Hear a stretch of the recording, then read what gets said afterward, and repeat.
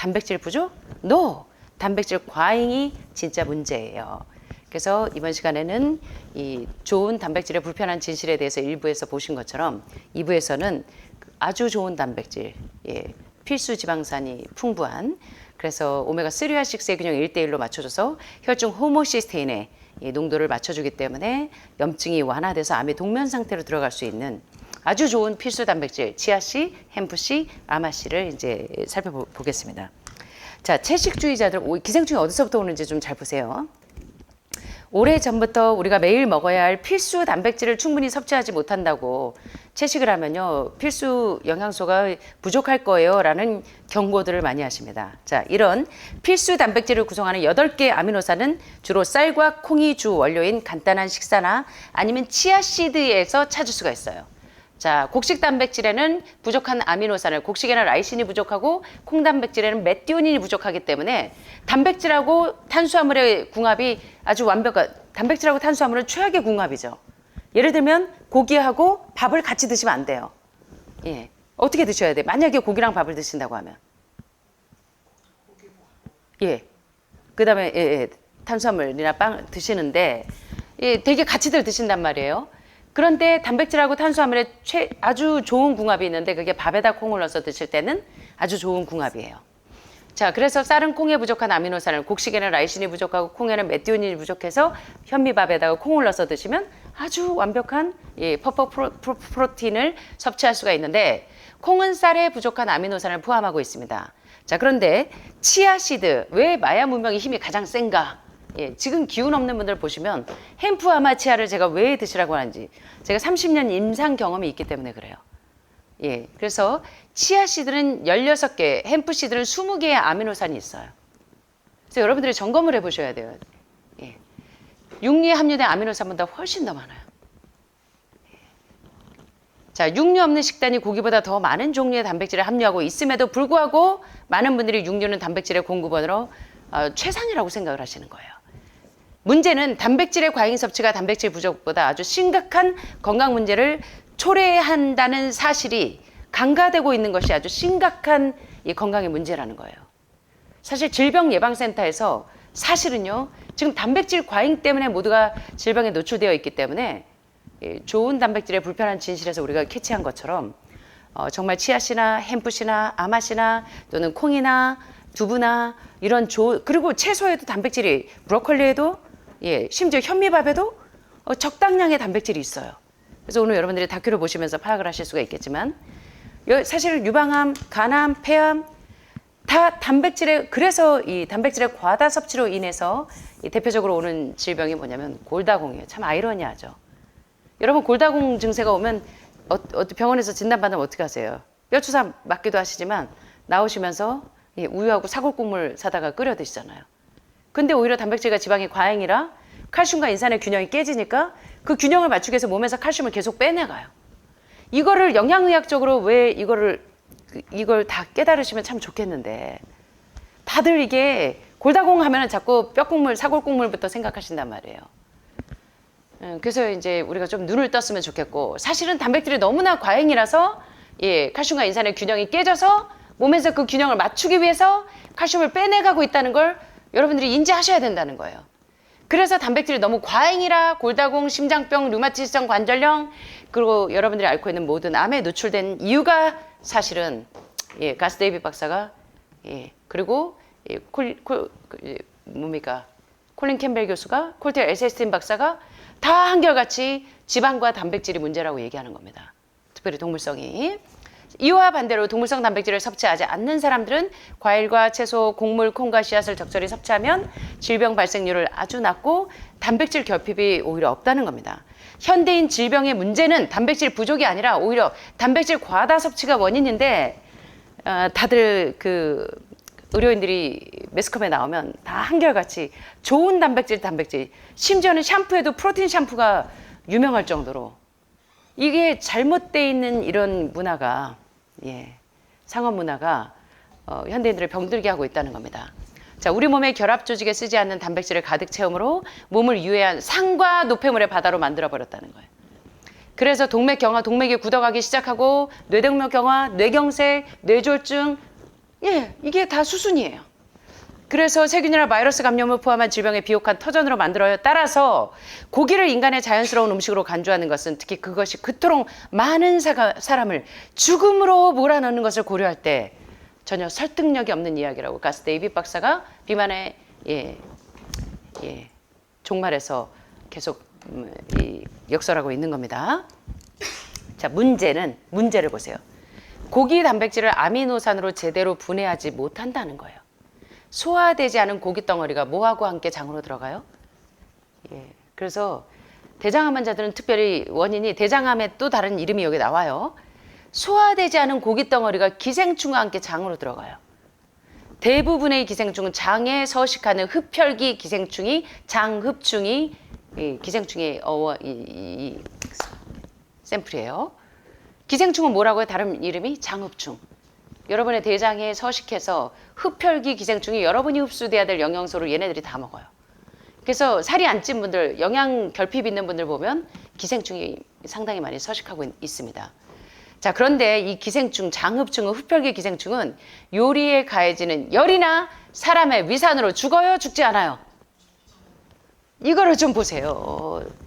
예, 나 고기 아무리 먹어도 기생충 가열하면 다 죽는다고 하시는데 여기 보니까 요리에 가해지는 열이나 사람의 이 강한 위산으로도 기생충이 죽지 않는다는 거예요. 자, 보세요. 반면 육식동물은 고기가 위장을 통과하는 동안 이 기생충들을 곧바로 죽어요. 똑같이 고기를 먹어도 사람하고 동물이 고기를 먹을 때 동물들은 기생충에 감염이 안 돼요.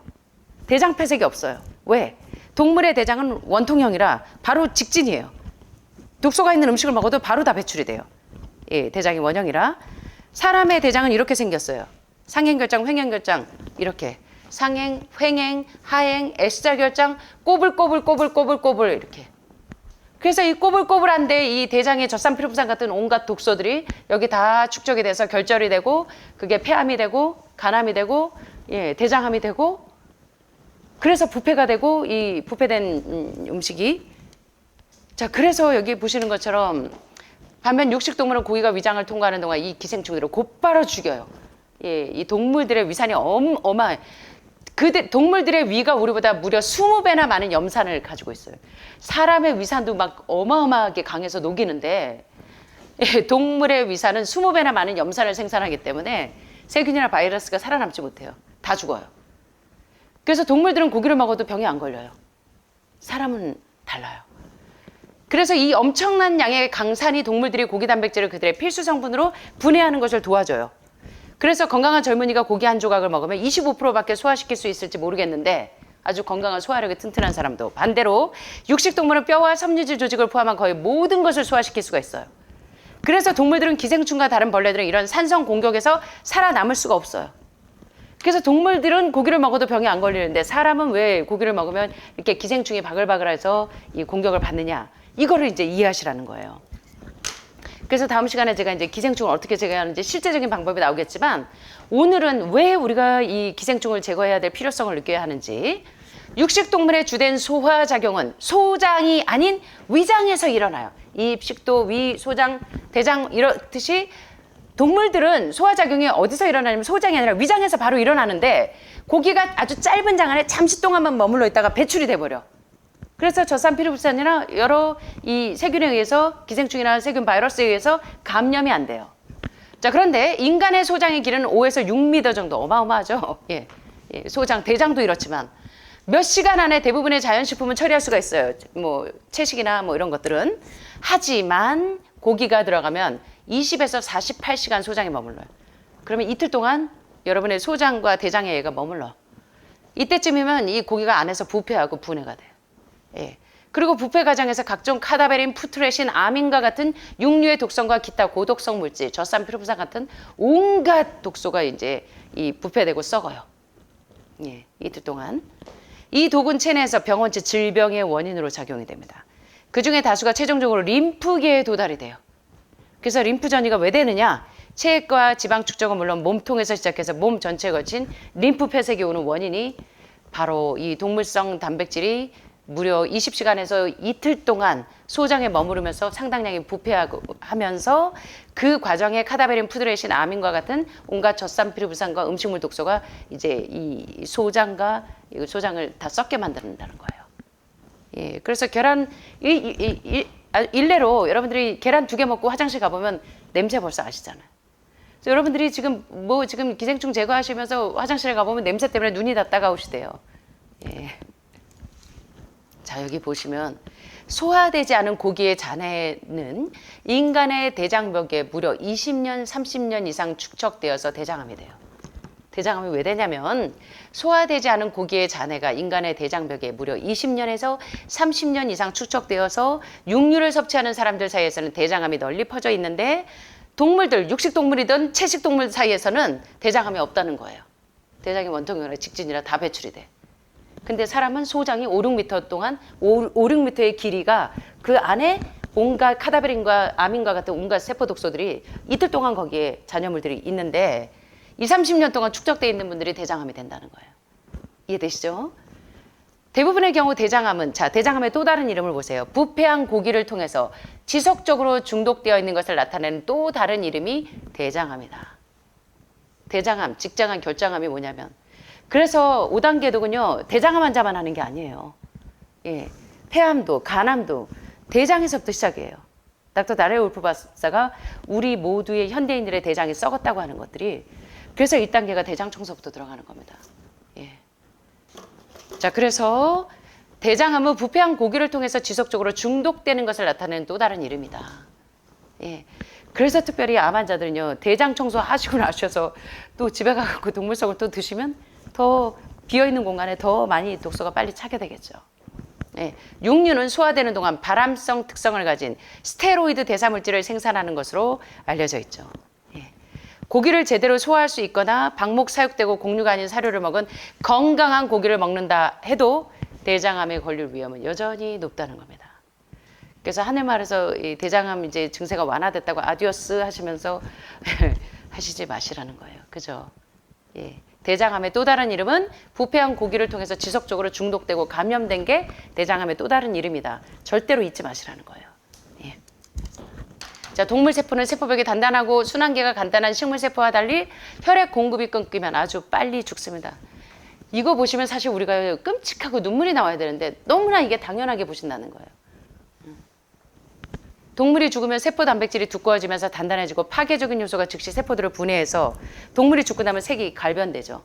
예, 시커매져야 되는데 여러분들이 고기를 사서 드시려고 보면 색깔이 선홍색이에요. 거기에 강력한 발암물질들, 예, 색깔 변하지 않도록 변색되는 것을 막는 심지어는요, 피트산염을 주입을 해요. 그러니까 색깔이 변하지 않고 살아요. 피트산 어디서 많이 들어보셨죠? IP6 피트산염이 최고로 가장 주목받는 항암제잖아요. 그러니까 세포가 죽기 시작할 때 피트산을 주입하면 색깔이 그대로 살아요. 자, 그럼 여기서 여러분들이 힌트를 얻어야 돼요. 예. 자, 이것은 다시 많은 질병의 원인으로 알려진 푸토마인, 죽은 동물의 몸에 서식하는 유독물질.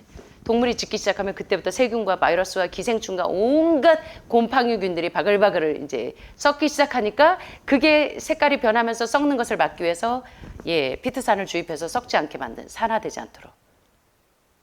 그래서 세포가 산화된 분들은 피트산염이 굉장히 중요한 치료제예요.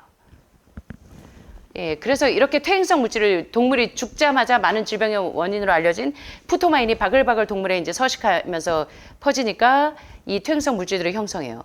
세포 파괴가 닭과 물고기뿐만 아니라 죽은 동물의 모든 세포에서 이제 세포가 파괴되기 시작합니다. 얘네들 지금 온몸에 지금요 푸토마인이 바글바글하다는 거예요. 육류 제품이 이미 분해되고 부패한 단백질로 중독이 되어 있어요. 여러분들이 이제 호텔 가셔가지고 또는 여행 가시면 여기 바글바글한 여러분들이 즐겨 드시는 스테이크와 온갖 종류 여기에 푸토마인이 바글바글바글. 죽은 동물, 조류, 물고기는 더 이상 신선하지 않고 또 산 음식으로 여러분의 세포를 살릴 수 없다는 겁니다. 부패와 박테리아의 성장은 사망 직후부터 시작이 되기 때문에 세균과 기생충과 바이러스가 바글바글 장흡충들이 서식을 하기 시작해요. 정육점에서 팔리는 며칠 혹은 몇 주의 부패와 박테리아 성장은 정점에 이르는데 여러분들이 실제로 일주일, 2주일, 한 달이 지난 고기를 드실 때도 색깔은 여전히 선홍색인 거예요. 그러니 그 안에 얼마나 많은 푸토마인과 기생충들과 세균과 바이러스가 서식하겠는지 이제 이해가 되시죠. 왜 내가 지금 이 가슴에서 농이 줄줄 흐르면서 폐에 스팟으로 다발적으로 퍼져서 기침하고 하시는지 이제 이해가 되십니까?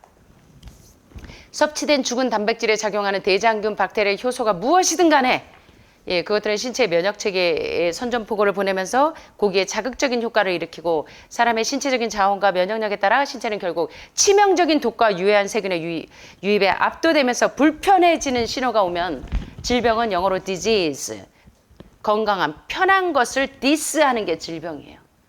그래서 여러분의 몸에 편안한 상태를 디스하면서 질병이 드디어 들어오기 시작하는 겁니다.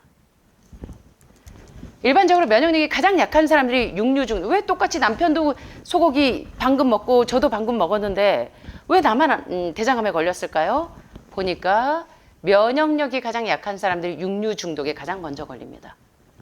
예, 그래서 남편이 왜 나는 똑같이 당신하고 똑같이 고기 먹었는데 나는 대장암에 안 걸렸어? 고기가 원인이 아니야 라고 말씀하시는데 면역력이 가장 약한 사람들이 육류 중독에 가장 먼저 걸리고 음식은 치명적인 도구로 변해서 누군가를 죽인다는 겁니다.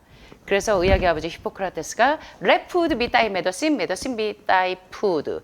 뭐가? 음식이 약이 되게 하고 약이 뭐가 되게 하라? 음식이 되게 하라. 체내의 고기나 생선의 부패에 의한 독이 자연계에서 발견되는 가장 강력한 독소 중에 하나이고 오늘날 병원에 누워있는 수십만 명의 노인들 중에 대다수가 단순히 고기나 생선을 먹기 때문에 뭐 할 것이다?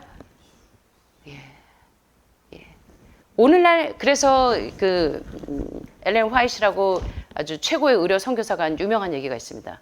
예, 여기 보시면 좋은 음식 올바른 식사 그 책이 아주 여러분들에게 추천할 만한 책인데 거기에 유명한 얘기를 했죠. 오늘날 많은 사람들의 묘병은 좋지 못한 요리로 사망함. 이게 뭘까요?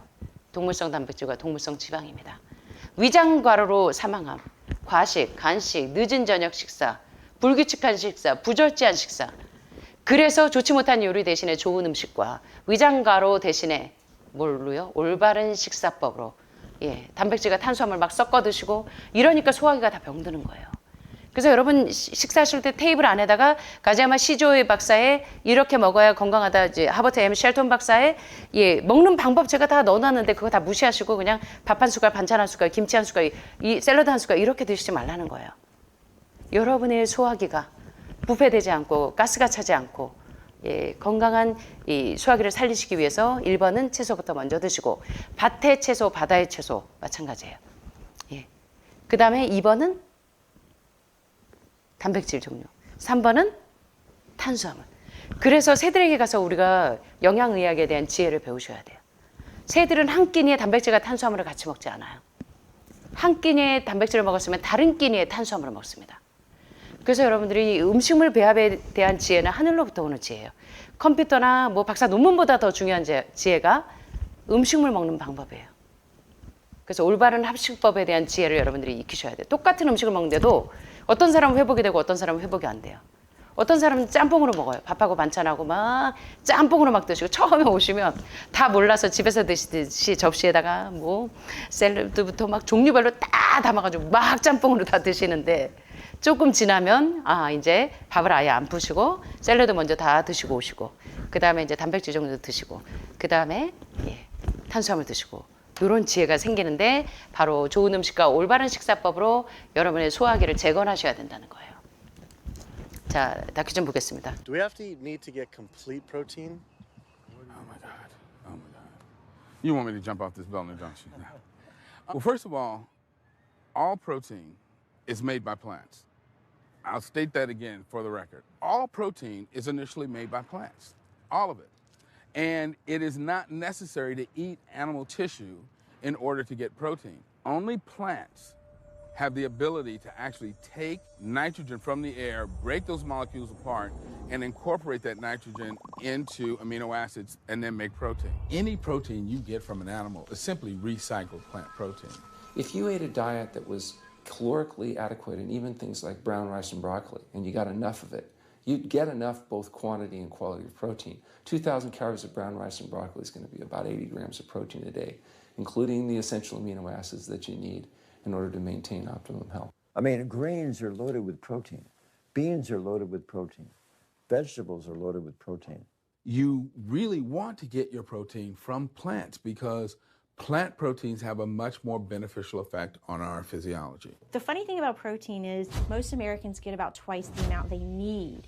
Most Americans get less than half the amount of fiber they need. But the conversation tends to always be about protein. So in my mind, it's just this magical marketing campaign that protein has taken on over the decades. The question is not where do you get your protein, it's where do you get your fiber? I have never in my professional career seen a protein deficiency. I've never seen someone come in eating normal amounts of calories and they're protein deficient. You just don't see that. So human milk has the lowest protein content ever in any species ever tested. I mean, that's the fluid that's been designed by evolution over millions of years. And that's just like the perfect food for human babies, right? Perfect food, lowest protein content any other mammal. And so it gives a sense of kind of protein requirements for anything. Then rat milk, ape milk, donkey milk, any milk has ever been tested. And you hear this a lot in bodybuilders. They're like, well, I need, chicken, or I need fish to be, to be strong, to build muscle tissue. That is utter nonsense. The largest, strongest terrestrial animals on the planet are all herbivores. The biggest, strongest animals are all herbivores. When we bring in people and they're on meaty diets and we transition them to a plant-based diet, we always track what they're eating. Their vitamin intake goes up. Their nutrition overall goes up, dramatically better.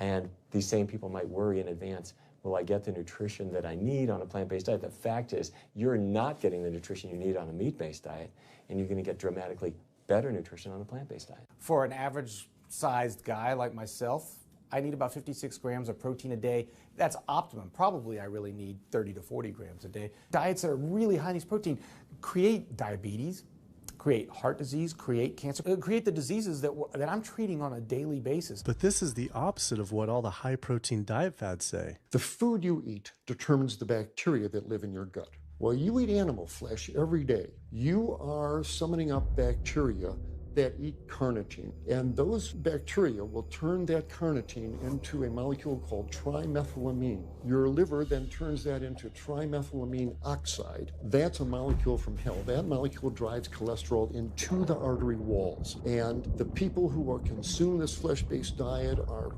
contributing to plaque building up. They may lose weight on this diet, and that's good. But what's happening inside your arteries, paleo friends? What's happening is that plaque is building up, and these are the folks who drop dead at the gym at 39. Oh, he was lean and he looked really good. But where is that cholesterol going? It's going into your artery walls. So I believe these paleo folks are setting themselves up for an epidemic of clogged arteries, colon cancers, autoimmune diseases. This is not a healthy diet. We are not carnivorous apes. 와, 오늘 이 다큐가 제 평생의 연구를 이 다큐에 5분 만에 다 설명하고 있죠. 너무 굉장히 유명한 이게 암 전문가들, 건강 전문가들이자 유명한 의사들이신데요. 자, 이게 닥터 밀튼 밀스 박사님이 여러분 이거 지금 몇 번 보신 분들도 계실 거예요. 근데 이거를 연구를 하시는 분들이 이게 어마어마한 사실이라는 걸 이 팩트를 깨닫는데 자, 그 닥터 밀튼 밀스 박사님이 이렇게 얘기해요. 단백질을 완전히 섭취하기 위해서 정말 고기를 먹어야 할까요? 세상에 지금 이 건물에서 뛰어내리라고 하시는 건 아니죠. 우선 모든 단백질은 근본적으로 식물에서 온 것입니다. 전부 다입니다. 보시죠. 소들이 뭐 먹어요, 그죠? 예, 우선 모든 단백질은 근본적으로 식물에서 온 것이고 전부 다요. 동물의 조직을 먹어야 단백질을 섭취할 수 있는 건 아닙니다. 공기에서 질소를 포집해서 질소 분자를 분해해서 아미노산 화합물을 만들어서 단백질을 합성하는 건 식물만 할 수 있어요. 고기를 먹어서 섭취하는 단백질은 식물 단백질이 재활용된 것입니다. 예, 닥터 엘렌 골드하머 박사님 아시죠? 예, 치즈는 응고된 소의 젖고름이다라고 말씀하신 닥터 엘렌 골드하머 박사님이 이렇게 얘기해요. 열량 차원에서 충분한 식단을 섭취했다면 현미쌀과 브로콜리 같은 것만 먹었어도 단백질은 충분합니다. 근데 아침에 콩물 드시죠? 햄프아마 치아 드시죠? 거기다가 콩가루 뭡니까? 그거 뭐예요?